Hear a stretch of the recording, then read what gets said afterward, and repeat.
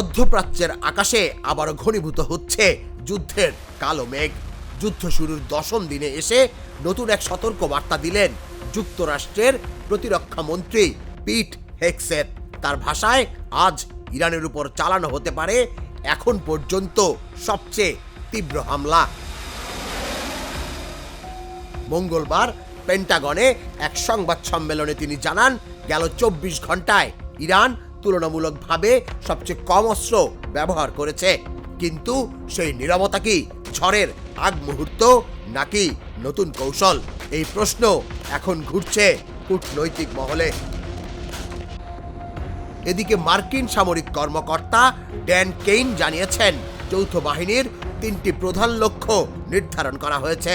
ইরানের ক্ষেপণাস্ত্র ও ড্রোন সক্ষমতা ধ্বংস করা, তাদের নৌবাহিনীকে দুর্বল করা এবং ভবিষ্যতে যুক্তরাষ্ট্র ও তার মিত্রদের উপর হামলার সক্ষমতা কমিয়ে দেয়া।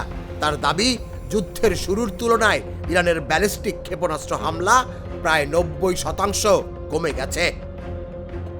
এর আগে মার্কিন প্রেসিডেন্ট ডোনাল্ড ট্রাম্প হুঁশিয়ারি দিয়ে বলেছেন, তেল সরবরাহে বাধা দিলে ইরানের উপর 20 গুণ বেশি শক্তিতে আঘাত হানা হবে। তবে সবচেয়ে বড় প্রশ্ন হলো, এই সংঘাত কি শেষের দিকে নাকি আরো বড় ঝড়ের শুরু? তুষার ইসলাম, জাগো নিউজ। 34, 35 সানবিট 1 চামচে 30+ বাসন পরিষ্কার।